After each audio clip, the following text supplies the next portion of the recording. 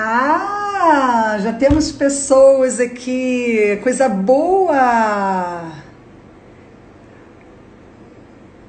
Vamos esperar o nosso convidado chegar para a gente poder aceitar. Boa noite. Enquanto isso, a gente vai dando boa noite.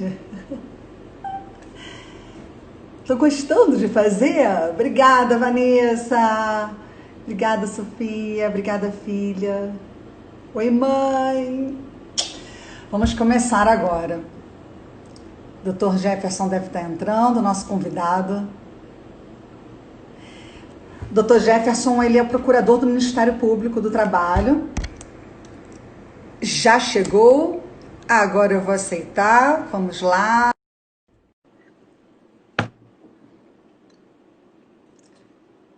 Vamos ver, Dr. Jefferson aceitou. Olá! Boa noite! Boa noite, doutora. Como vai, Dr. Jefferson? Coisa boa ter o senhor aqui. Nossa live travou. A internet não está ajudando nesse horário. E olha que eu escolhi um horário bom. Eu não sei se travou para mim ou se travou para o senhor. Eu vou desconectar as outras internets que eu tenho aqui. Ai, doutor Jefferson saiu, acho que é a internet dele. Vamos chamar ele de novo, só um pouquinho. Vamos lá. Difícil a internet nesse horário, mas vamos convidar ele de novo.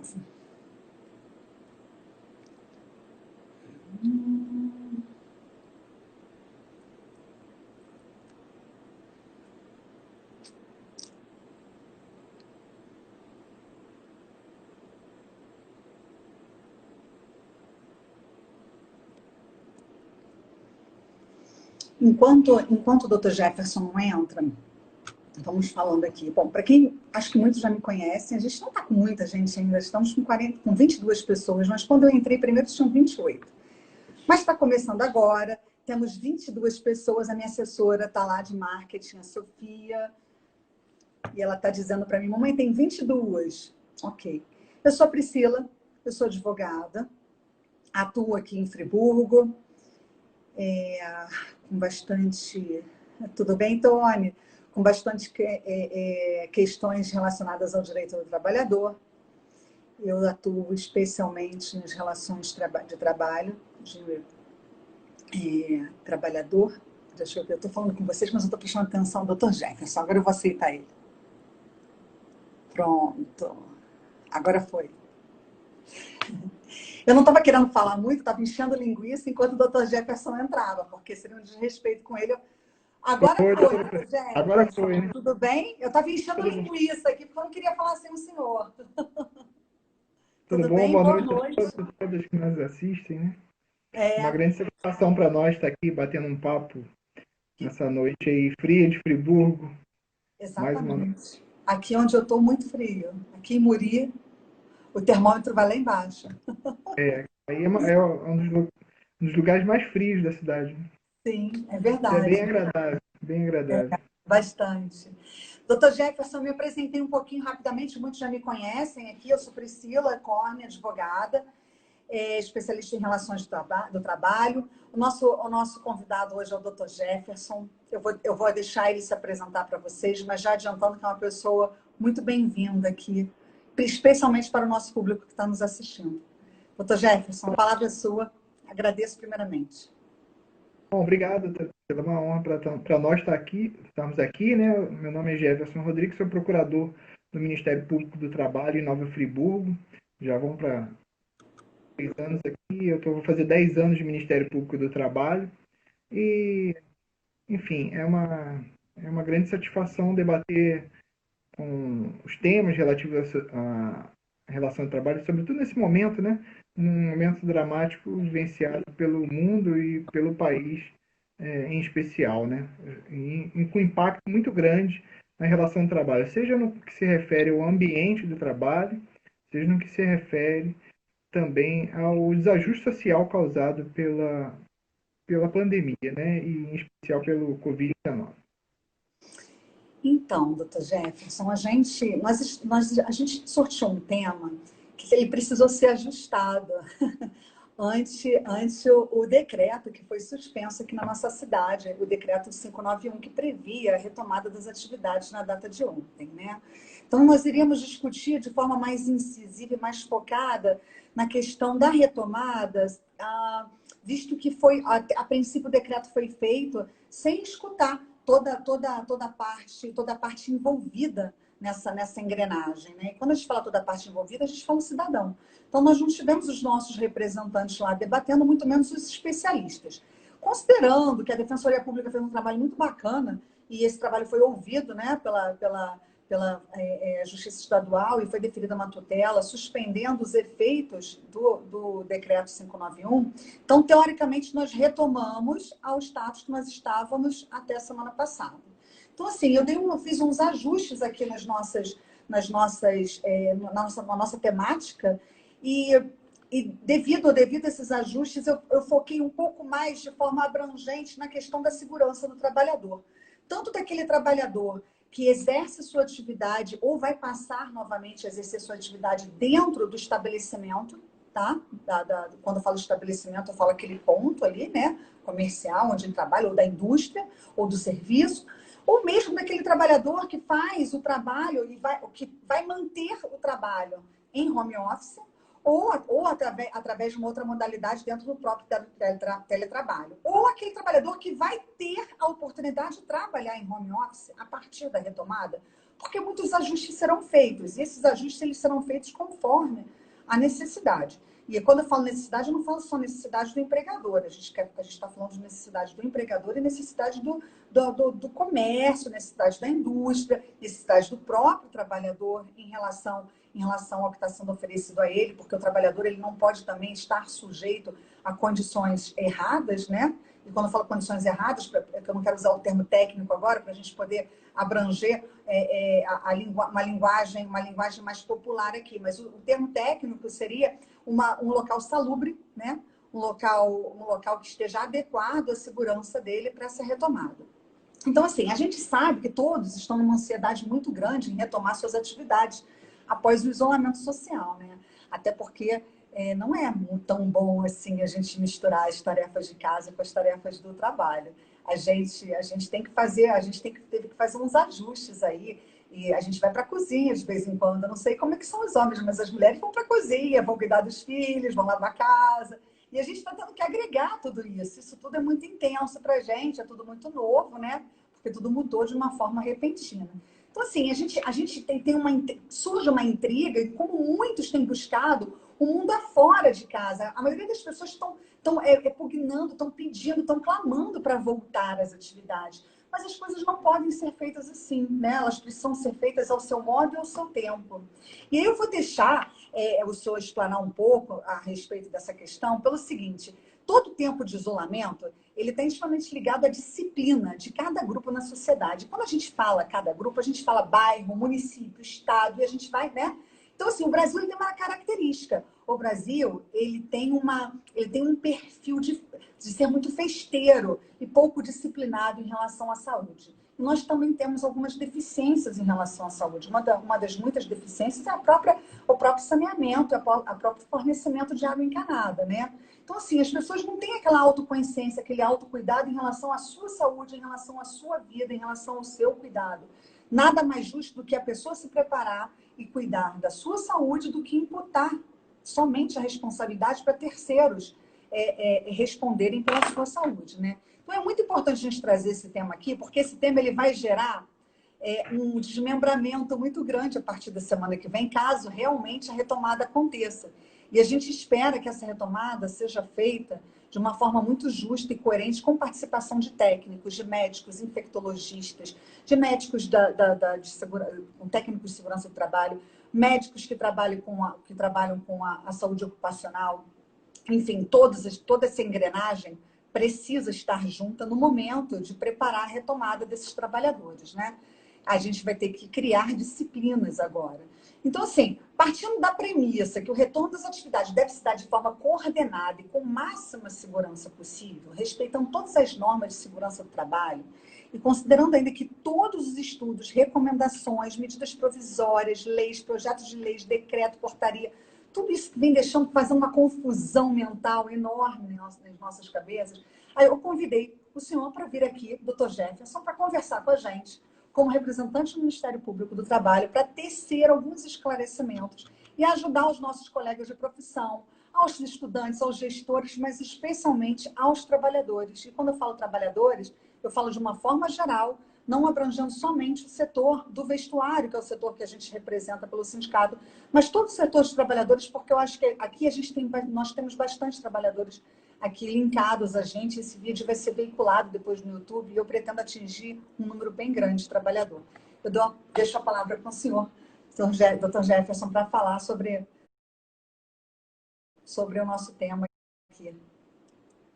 Doutora Priscila, o tema é bastante complexo, né? Até porque nós estamos de... Primeiro, eu queria ressaltar sobre a importância, o fato que foi colocado para a senhora, de todos nós, né? Seja homem ou mulheres, participarem de forma colaborativa das tarefas domésticas, né? Que nesse momento não devem ficar a cargo só das mulheres. Nós vivemos uma sociedade totalmente diferenciada do que era uma sociedade extremamente machista, né? Embora a sociedade brasileira ainda seja extremamente machista, né?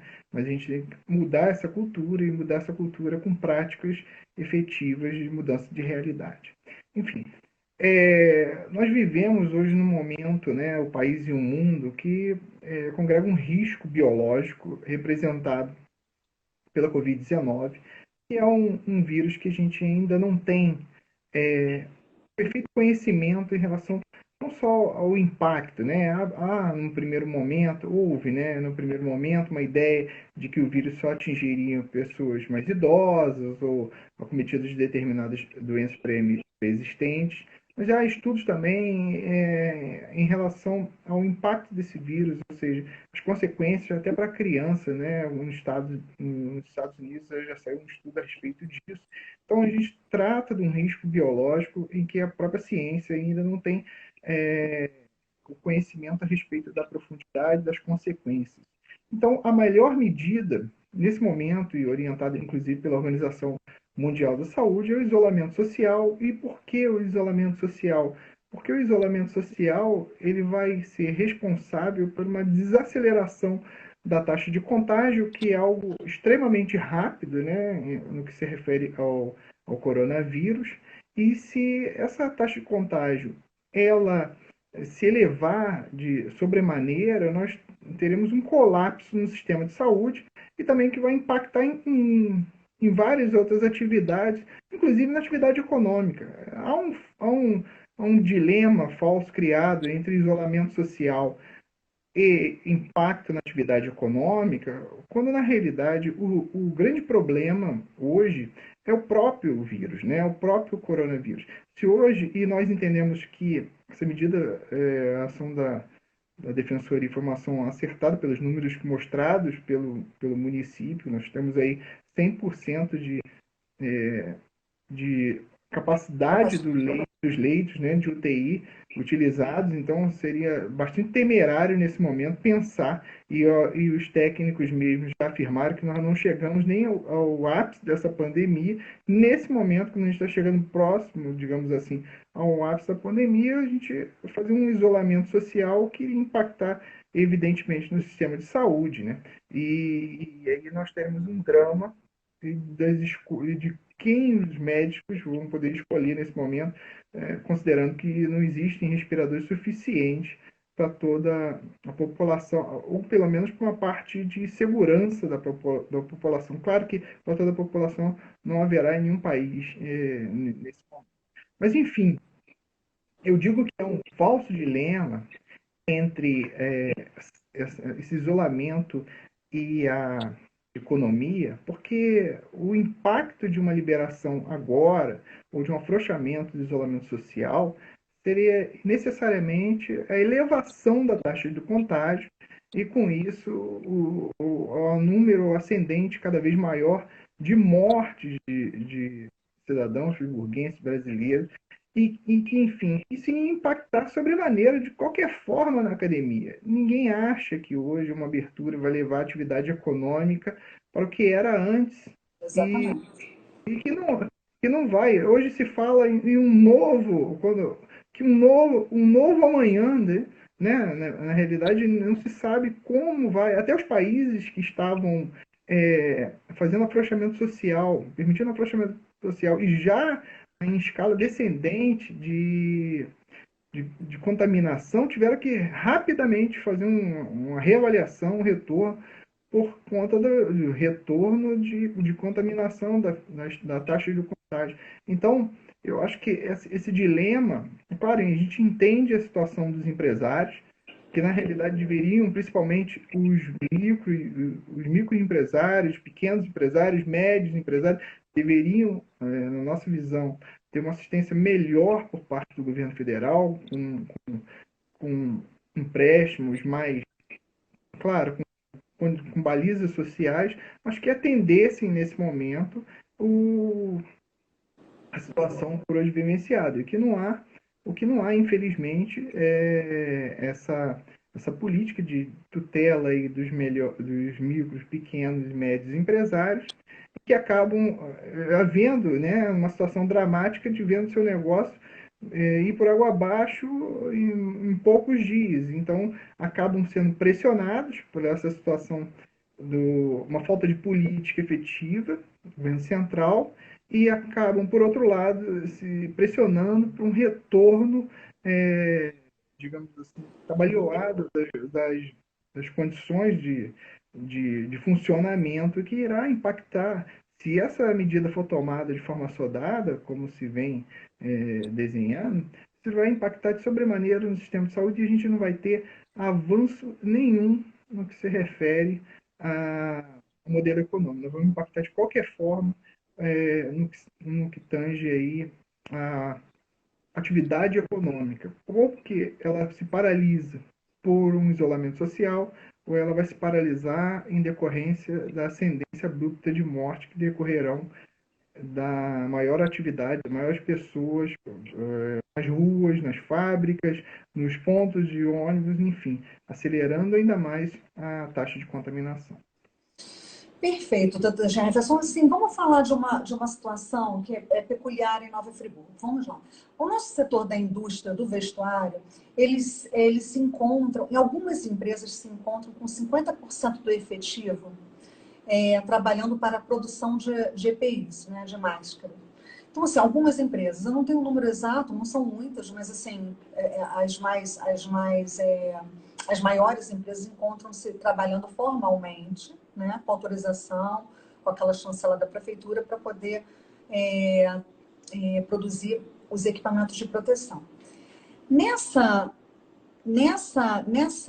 seara, eu pergunto para o senhor, não sabemos ainda se a retomada realmente vai acontecer, a gente não sabe o dia de amanhã, eu não sei como é que vai ficar essa questão do decreto, eu não sei se vai ser, se está vindo um novo decreto com um plano mais implementar, um plano mais sólido, né? Mais técnico. Digamos que tenhamos a retomada e ainda assim, considerando os que já vêm trabalhando, né, no setor do vestuário, nas indústrias, né, nas fábricas, eu queria que o senhor falasse um pouco a respeito dos cuidados específicos em suas estações de trabalho.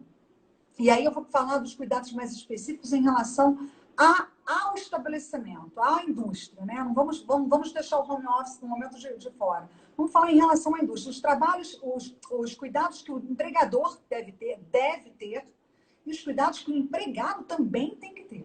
Vamos conversar um pouquinho sobre isso. Você tem alguma coisa para passar para a gente?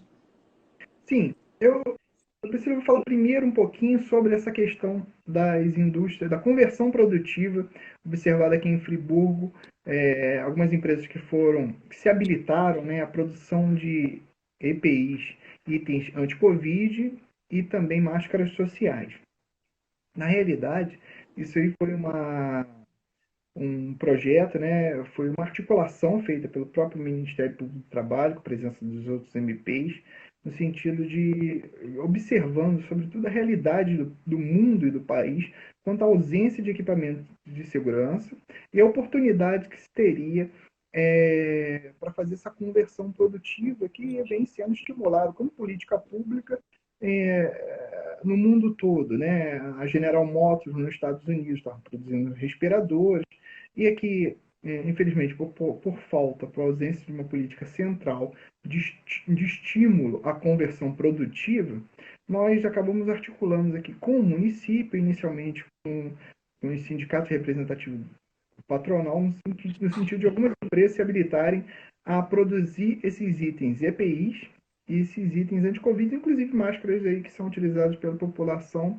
E após até foi feita uma aquisição, está sendo feita uma aquisição pelo próprio município para distribuição gratuita para a população friburguense.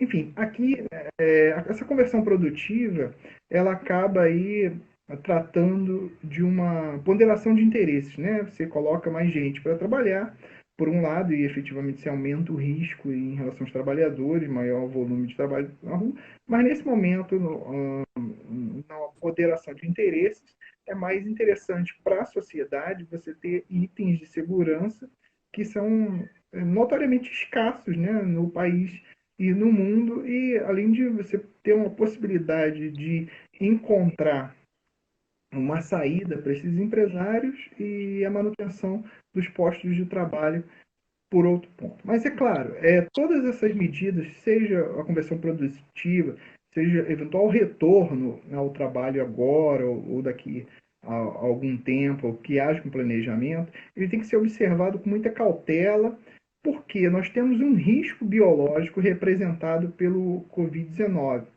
E todas as empresas são obrigadas a manter um rastreamento epidemiológico. Existem dois programas que são muito importantes, que estão previstos na NR7 e na NR9, do antigo Ministério do Trabalho e Emprego, que é um programa de prevenção dos riscos ambientais. E nessa seara, as empresas têm que necessariamente rastrear quais são os riscos e o ambiente de trabalho provoca ao trabalhador. Por exemplo, você tem aí um local insalubre, você tem algumas medidas que impactam na saúde do trabalhador, então tem que ser tomadas medidas para que esses riscos ou cessem, né? Ou se minimizem, né? Porque é sempre, digamos assim, um objetivo você acabar com os riscos, mas na realidade você sempre busca minimizar os riscos, né? Então hoje nós temos um risco novo que impacta tanto na sociedade em geral como no mundo do trabalho, que é o risco biológico representado pelo coronavírus. Então, as empresas têm que instar os seus técnicos de segurança, os engenheiros do trabalho, e seus médicos do trabalho para que adotem e recomendem as medidas necessárias para a preservação da saúde e da vida dos trabalhadores. E cada empresa, evidentemente, e nós temos, claro, uma ideia generalizada de uso de máscara, distanciamento social, ou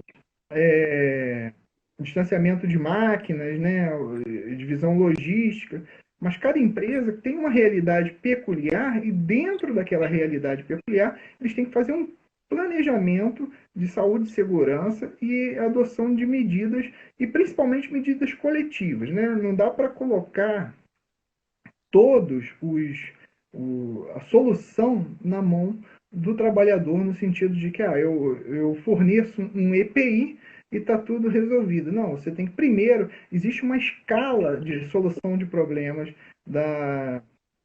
em relação à saúde do trabalhador. Primeiro, você modifica a logística da atividade, ou seja, modifica coletivamente o ambiente de forma a tornar mais saudável o trabalhador, e se não for possível, aí sim você adota as medidas de prevenção individuais. Por exemplo, se você tem a possibilidade de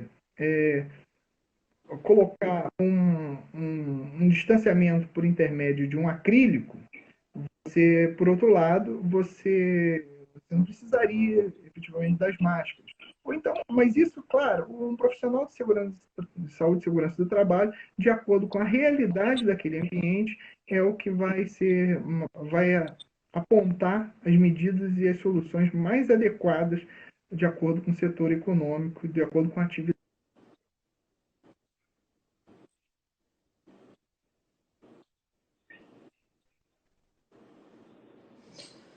O Jefferson travou um pouco. Eu não sei se travou só para mim ou se travou só para o senhor. Oi, voltou. Deixa eu ver. Acho que Voltou. voltou agora. Tá me ouvindo? Estou ouvindo. Tá, né? Vamos lá. Eu tenho uma empresa que está aqui nos assistindo, o Well for All. Ela fez uma observação aqui que faz parte, inclusive, do nosso debate. Ela está aqui no contexto da nossa temática.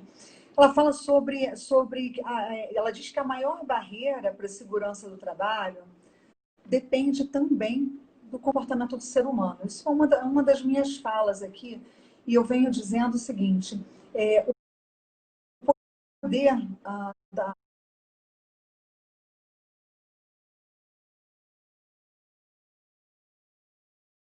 a autopercepção, o autocuidado, quem mais pode ter interesse, senão nós mesmos, pelas nossas vidas de segurança, pela nossa vida de segurança, né?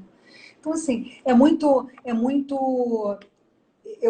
claro, obviamente, tem os entes responsáveis, tem os empregadores responsáveis, tem a própria administração pública pode ser responsável em determinadas situações, mas em relação à nossa saúde, independentemente da responsabilidade de terceiros, precisamos ter o nosso cuidado. O nosso, né? Assim, eu digo isso porque chegar num ambiente de trabalho e observar que o ambiente não está minimamente adequado às condições que devam ser favoráveis para o exercício das suas atividades, eu acredito que a partir desse momento que o trabalhador identifica isso, ele precisa levar isso a conhecimento público, inclusive fazer valer o seu direito, já conhecedor disso, tem que buscar. Nós estamos levando tanto conhecimento, não digo só nós aqui, mas eu vejo tantos colegas levando conhecimento nas redes sociais, não tem como dizer que não sabe. Não tem. A campanha está tão grande para disciplinar o cidadão, está tão grande que eu acho que depende muito mais de uma força interna, pessoal, né? E a partir dessa força interna, ele precisa ter esse autocuidado e passar a lutar por aquele ambiente de trabalho, né? Minimamente salubre, minimamente saudável, minimamente cuidado, né? Isso, a Well for All levantou essa questão e eu queria chamar atenção para isso. E aí a Kelly vem falando sobre um outro assunto aqui que eu vou deixar mais para o finalzinho, mas só para deixar ela, só para ela ficar sabendo que a gente vai responder ela ao final.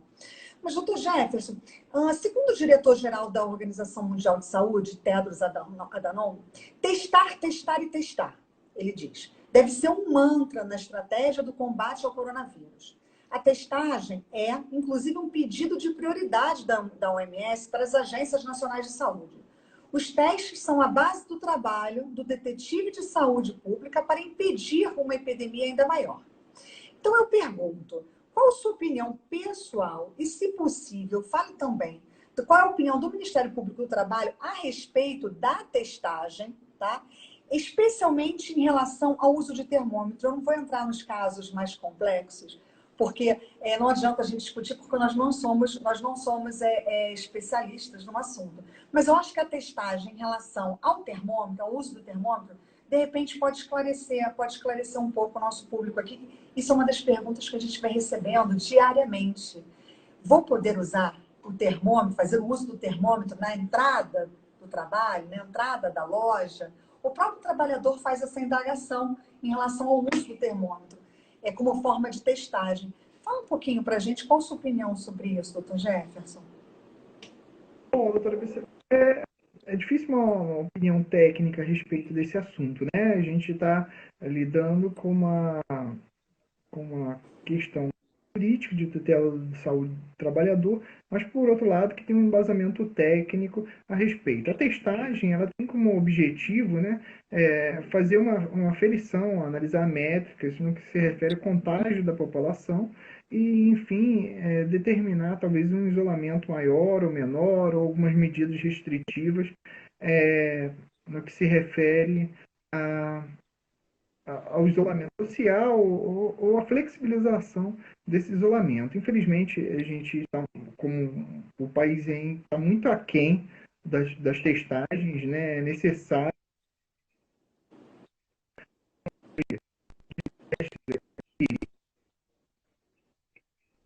considerando os outros países, numa relação ainda muito baixa de testagem, que impacta e dificulta ainda mais uma atividade de retorno, à medida que a gente não tem certeza de que algumas pessoas ainda podem sair contaminando, né, outras pessoas, considerando ainda o elevado grau de contágio do coronavírus. Mas, enfim, o uso de termômetro ele pode ser um aspecto, mas considerando que você tem ainda um vírus que algumas pessoas podem ser assintomáticas e com isso podem sair aí contaminando outras pessoas, ainda não é uma forma segura de garantia, no sentido de que possa com base essencialmente na medição de temperatura. Acho que é muito temerário a gente focar todo esse tipo de análise com base em medição de temperatura, se você considera ainda que, ainda depois do 14 dias, de uma de pessoa para pessoa, você ainda pode ainda ter um contágio, uma capacidade de contágio em relação às outras pessoas. Mas eu queria falar só uma coisinha ainda em relação aos equipamentos de proteção individual. Eu concordo que a atividade de tutela, né, tem que ser observada não só pelo empregador, mas também em relação ao trabalhador. O trabalhador tem que ter responsabilidade na utilização, porque todos concorrem, né, empresa e trabalhador, para um meio ambiente de trabalho saudável. Mas a gente tem que pontuar algumas questões aí em relação a isso. Primeiro, o empregador ele tem todo o poder de direção e disciplina no que se refere ao trabalhador. Então, se ele não quiser utilizar um equipamento de proteção, o empregador pode exercer e deve exercer, porque aí a gente está falando, sobretudo, de uma saúde coletiva, né? Os poderes decorrentes, ou seja, pode, inclusive, digamos assim, chamar o trabalhador, explicar, pode advertir, pode suspender, enfim, tomar todos os poderes decorrentes da gestão empresarial. Outro aspecto importantíssimo, que não é só entregar o equipamento de proteção, há necessidade sim de haver um treinamento em relação à utilização dos equipamentos de proteção. O que a gente observa muito em relação às máscaras é que as pessoas utilizam de qualquer maneira, né? Inclusive botam no queixo, suspende, e aquela barreira ela acaba sendo, de certa forma, sendo inútil em determinados momentos, à medida que você dobra a máscara e daqui a pouco coloca a máscara na boca, ou bota no queixo, ele bota a mão na máscara. Usa de tiara. Eu já vi gente usando de tiara. O que a gente observa muito, principalmente, a gente tem que ter a realidade hoje que a gente está lidando com um agente biológico novo, né? Que é desconhecido pela sociedade. Então, às vezes você vê, um médico, um profissional de saúde, ele tem obrigação de saber. Não tem, não é assim. Ele é um agente biológico que até então o mundo desconhecia. Então você verifica hoje a utilização de até de equipamentos de proteção pelos profissionais da saúde, que na hora do descarte, ou na hora do final do plantão, há um maior índice de contaminação. Tanto é que hoje o Brasil hoje desponta, né, com alto índice de contaminação em relação aos profissionais da saúde e também, infelizmente, um alto índice de morte entre esses profissionais que estão hoje no fronte do combate à pandemia. Então, doutor Jefferson, tá travando aqui. Eu vou até tirar meu celular de lá, não sei se é o meu celular que está travando ou se é o seu. Mas peço desculpa até ao pessoal que está assistindo. Melhorou agora. Eu tenho só para eu não quero perder muito foco aqui do que a gente está conversando, mas considerando o passar do tempo, A Gabriela é uma advogada aqui da cidade, ela fez uma pergunta em relação ao adicional de insalubridade durante o tempo, durante o exercício, no exercício das atividades durante a pandemia. Assim, vai depender, se esse adicional vai ser devido ou não, vai depender se o exercício da atividade está acontecendo, né? E vai depender do setor que ele trabalha, né? Por si só, a Covid não implica no pagamento de adicional de insalubridade, né? Só para deixar isso claro, né, doutor Jefferson, o senhor concorda comigo? Não, concordo. A gente tem que ter, antes a previsão, inclusive, anterior ao decreto do próprio quadro do Ministério do Trabalho para haver incidência. Até porque você tem um risco, né? Você tem um risco. E o ideal, principalmente a gente pensar nesse momento, é quanto à prevenção de risco. Não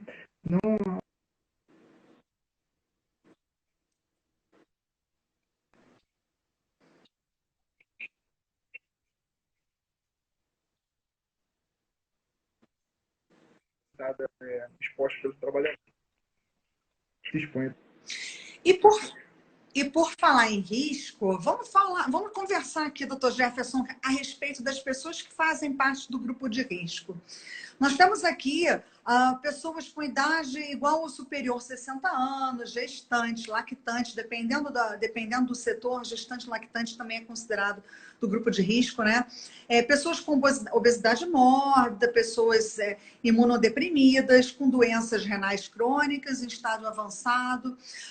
Quando o decreto, eu não queria falar muito do decreto porque ele já está suspenso, mas enfim, eu acredito que nós venhamos a enfrentar uma situação idêntica a essa agora já no próximo que virá. O decreto deixou bem claro que pessoas que faziam parte do grupo de risco deveriam se manter afastadas do trabalho, né? E dos questionamentos, um dos maiores questionamentos que nós temos recebido lá na nossa central de atendimento do sindicato são de pessoas que fazem parte do grupo de risco, especialmente os acima de 60 anos, dizendo o seguinte: o empregador quer que nós retornemos ao trabalho. E lá ele vai fazer a triagem e a anamnese necessária para poder manter ou não o trabalhador no local de trabalho. E aí eu pergunto, como é que a gente vai conseguir lidar com isso? Porque, na verdade, assim, se o decreto falar tem que manter afastado, e o trabalhador, por si só, ele não se afasta, porque o trabalhador ele vai comparecer ao local de trabalho, principalmente porque ele se sente intimidado, né? Especialmente porque ele se sente intimidado, tá? Já 90 dias em casa, ele, na primeira oportunidade de voltar, ele não vai voltar? É claro, ele vai voltar e ele vai querer saber quais as condições da relação dele naquele momento. E o que ontem mesmo já aconteceu muito isso. E os empregadores dizendo, não, você volta, você trabalha, e isso para as pessoas do grupo de risco também. Você volta, você trabalha, e nós vamos avaliando, com o passar do tempo, se vai ser necessário o seu afastamento ou não. O que o senhor entende sobre isso? Bom, doutora Priscila, toda empresa, eu já havia falado do Programa de Prevenção de Riscos Ambientais, o programa PPRA, né? De acordo com a NR7 também, existe um programa de controle médico de saúde ocupacional, em que o trabalhador ele faz um exame admissional e um exame periódico, e o médico do trabalho acompanha toda a realidade entre a saúde do trabalhador e o ambiente do trabalho. Então, a empresa tem ou deveria ter previamente as condições daquele empregado, né? Se idoso, é claro, é um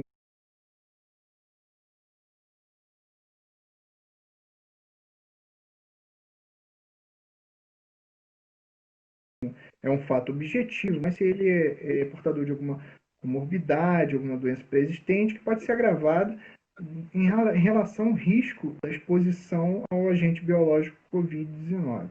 Mas nesses casos, a empresa não precisa de aguardar ou esperar ele ser contaminado. Ele já tem a doença, já tem a previsão legislativa normativa do afastamento, então deve ou claro, primeiro, tentar uma modificação logística da atividade. Se é possível que ele exerça a sua atividade de forma segura, por exemplo, utilizando home office, né? E essas medidas devem ser tomadas nesse momento. Agora, se não houver condições, então a saída nesse momento é o afastamento.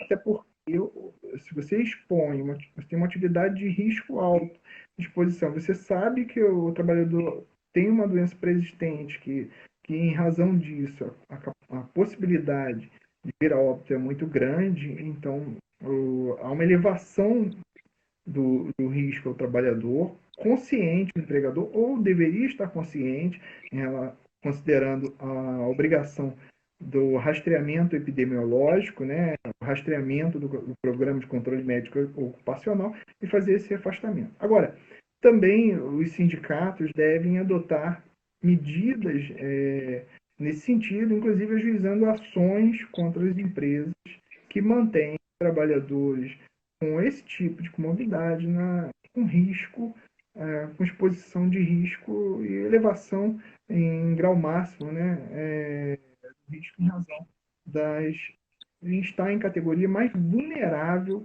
à doença, né? A doença todos nós estamos, mas em vir a falecer em razão do acometimento do coronavírus. Então, doutor Jefferson, dando continuidade ao que o senhor estava falando, tivemos 3 perguntas seguidas aqui, eu acredito que sejam perguntas de empregadores mesmo, tá? Uma delas, eu vou apenas responder por uma pergunta, porque as 3 têm a mesma finalidade. Quem é do grupo de risco, não pode trabalhar, quem vai pagar o salário dele? Então, veja bem, o trabalhador, eu vou usar uma frase muito que tem se usado muito, o trabalhador ele não paga para trabalhar, né? O risco é do empregador. Então, o empregador, ele a partir do momento que ele tem ele tem o empregado sob sua contratado para a sua empresa, ele assume o risco por aquele empregado. Então, digamos que tenhamos pessoas que estejam dentro do grupo de risco, dentro de uma empresa. A medida 927, medida provisória 927, e a 936 também, mas é que a 936, assim, ela já está, daqui a pouco ela já está ficando velha já, né? Mas a medida 927, ela prevê, ela dá ali uma série de opções que, inclusive, particularmente falando, em nosso setor do vestuário, nós adotamos essas medidas e regulamentamos através da nossa convenção coletiva de trabalho, em que o empregador ele pode adotar algumas medidas com aquele trabalhador que faça parte do grupo de risco.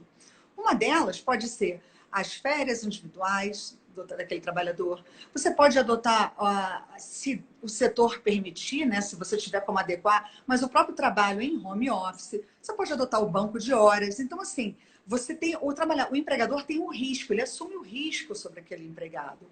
E em compensação, na contramão disso, você não pode ter um empregado trabalhando, dando a sua mão de obra para a empresa e colocando em risco a sua vida. Né?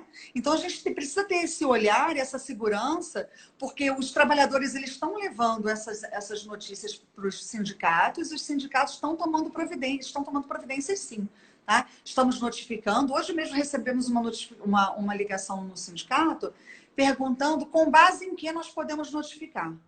Aonde está dizendo na Constituição que o sindicato pode notificar. Então, assim, são perguntas que, sinceramente, ainda que não tivéssemos uma base legal, que é o que mais temos, né? Mas ainda que não tivéssemos, eu acho que a pergunta não deveria ser essa. A pergunta deveria ser assim: o que posso fazer para ajudar o meu trabalhador a não ser contaminado? Eu acho que a pergunta mais própria poderia ser essa. E a gente está recebendo esses contra-ataques porque nós estamos realmente fiscalizando em prol da segurança do trabalhador. E quando a gente fala em prol da segurança do trabalhador, a gente quer dizer esse trabalhador está inserido numa sociedade. Né? E quando a gente fala da segurança de um trabalhador, a gente está falando da segurança de outras pessoas que possam estar ao seu redor. A própria família do trabalhador, não é? Então, assim, falando do grupo de risco, eles estão perguntando quem são. Eu vou repetir o grupo de risco básico, né? São pessoas com idade igual ou superior a 60 anos, gestantes, lactantes, pessoas com obesidade mórbida. O que é obesidade mórbida? Aquelas que têm um índice de massa maior ou igual a 40. Tá? Pessoas imunodeprimidas, pessoas com doenças renais crônicas em estágio avançado, no grau 3, 4 e 5, pessoas com doenças cromossômicas, com estado de fragilidade imunológica, ou por exemplo, síndrome de Down, tá? Pessoas com doenças crônicas transmissíveis, que podem, a gente inclui aqui os cardiopatas graves, né? As pneumopatias graves ou descompensadas, diabetes, neoplasia. Então, essas pessoas todas fazem parte do grupo de risco, tá? E agora, doutor Jefferson, a gente vai. Eu deixei a cereja do bolo para o final, eu acredito. Muitos colegas perguntaram se a gente ia tratar. O tema, não tenho como exaurir ele, principalmente faltando 13 minutos para acabar a nossa live, mas eu deixei para o final porque é um tema que está sendo discutido muito, que é a questão da. Deixa eu chamar aqui. Vamos lá. A Covid é considerada doença do trabalho? Já é considerada? Fala um pouco para a gente também a respeito da comprovação do nexo de causalidade, de que trata o artigo 29 da MP, Medida Provisória 927. Bom, doutora, o que acontece? Algumas questões foram analisadas, né? E sobretudo a lei, a medida provisória 936, três aspectos foram decididos até agora pelo Supremo Tribunal Federal. Primeiro, e nós observamos assim, de forma equivocada, né, a questão do afastamento da necessidade dos sindicatos para a negociação coletiva, sobretudo redução salarial, né, e que impactam, porque é claro, dentro da Constituição, a previsão da intervenção sindical, considerando que as demandas são coletivas, né? Nenhum empregador ele negocia individualmente. Todos os empregadores negociam coletivamente, seja por uma questão de igualdade ou por uma questão gerencial. Nenhum trabalhador, nenhum empregador vai perguntar a 50, 100, 500 empregadores como é que ele quer negociar. Enfim. Mas dois aspectos também foram declarados inconstitucionais, o artigo 29 e o 31. O 31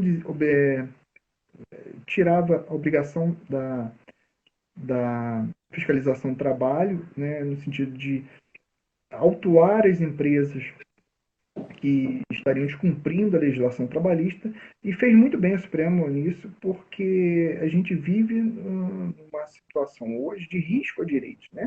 Há um risco grave em relação à saúde dos trabalhadores e, claro, observando a fiscalização do trabalho, uma irregularidade deveria exercer sim, deve exercer sim a sua função, que é estabelecer a autuação de imediato.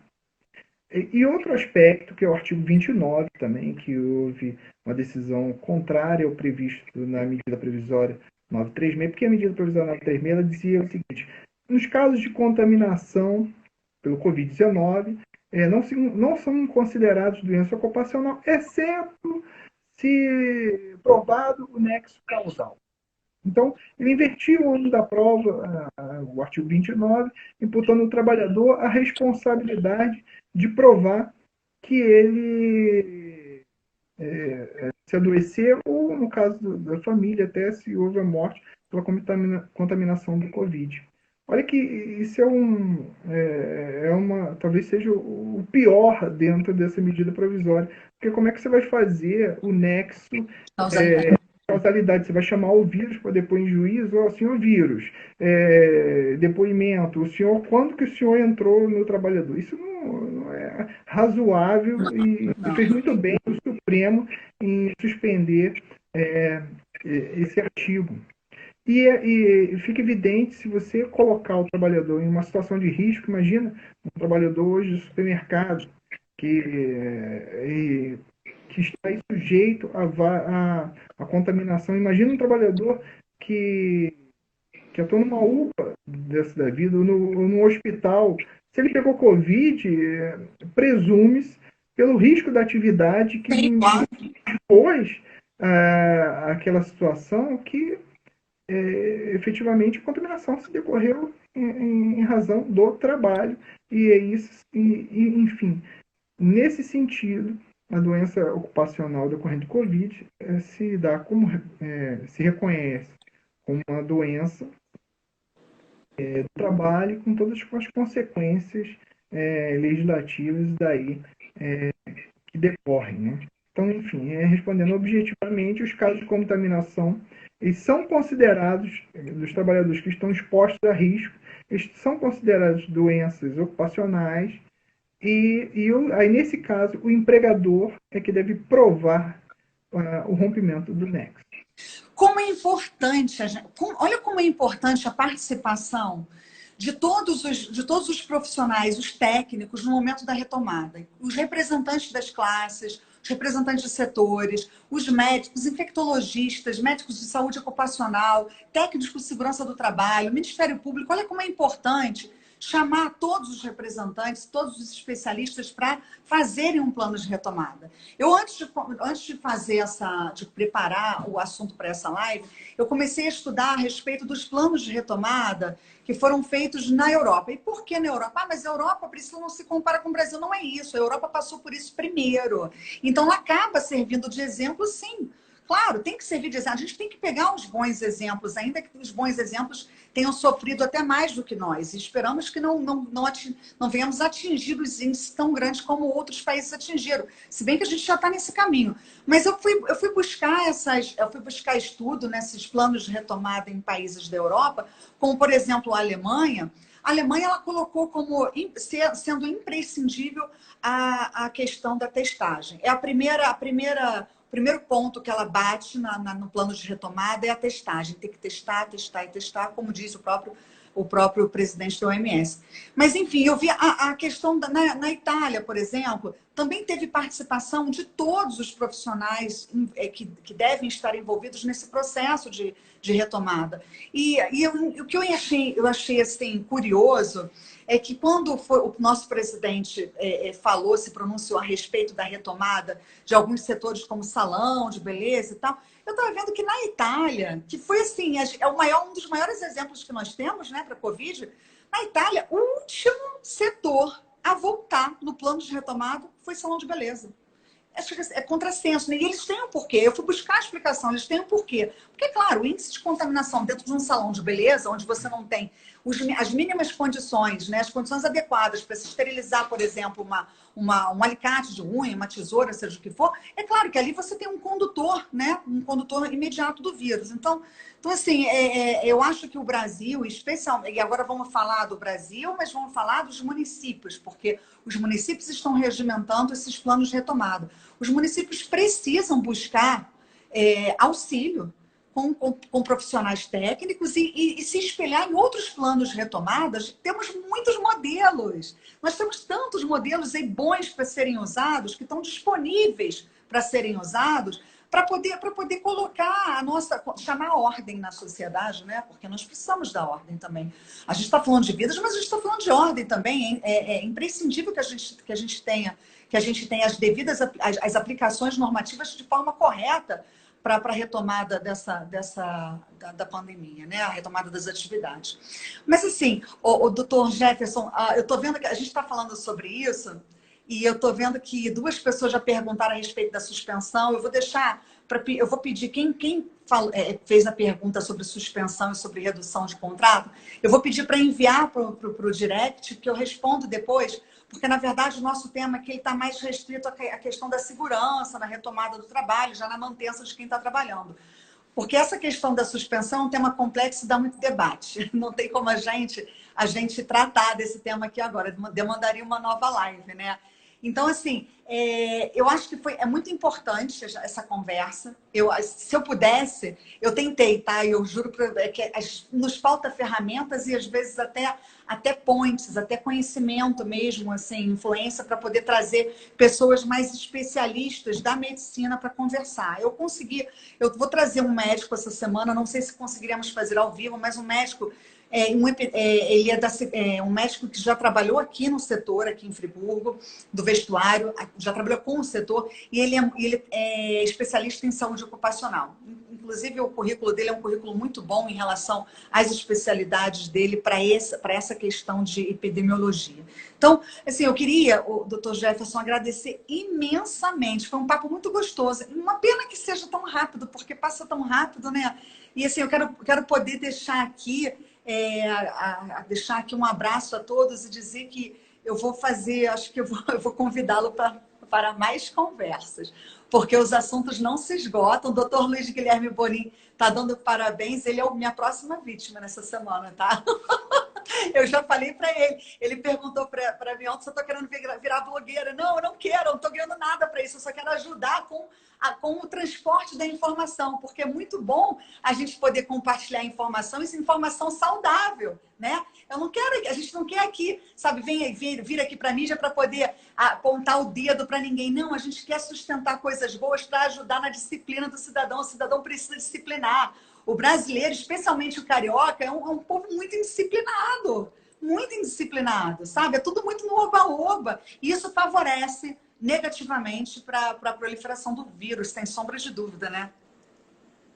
Infelizmente, né? Você vê aí a realidade que pessoas passeando como se nada tivesse acontecendo. O que é muito triste, né? Considerando aí o número de mortes que se observa no país e no mundo, né? Enquanto que as mortes estavam lá na Itália, na Espanha, as pessoas estavam chocadas aqui no Brasil, e hoje a gente está com um número elevado de mortes a todo dia, e parece que as pessoas estão meio que anestesiadas, né, com a situação vivenciada. Friburgo, por exemplo, de acordo com os estudos, se a gente chegasse nessa velocidade de contágio, a expectativa de 400 mortes na cidade, né? Pois A situação é muito dramática, de forma que tem que ter muito diálogo e muita observação dos meios científicos, da ciência, sobretudo. Não há uma situação, não há uma polaridade em verdade. Os trabalhadores querem manter os seus empregos, os trabalhadores querem retornar. O Ministério Público não é contra, o Ministério Público do Trabalho não é contra a atividade produtiva, muito pelo contrário, mas as decisões elas não podem ser tomadas com paixões, né? Elas têm que ser observadas em todo o cenário, até porque nenhuma decisão hoje que determine o retorno, a gente não chegou ainda ao auge da pandemia, ela não vai de forma alguma estabelecer a atividade econômica. Pelo contrário, a gente vai colocar numa linha ascendente, que vai ser muito difícil de parar, porque o índice de contaminação é elevadíssimo, e talvez uma tragédia social que deixe marcas, né, para a população por muitos anos, por conta de uma decisão equivocada. Então a gente tem que ter muita cautela e observar com muita atenção. É uma satisfação, doutora Priscila, estabelecer esse diálogo, e nós estamos aí à disposição para retornar à discussão sobre outro tema ligado à relação do trabalho. É uma grande satisfação para nós. temos vários, doutor Jefferson, não nos falta.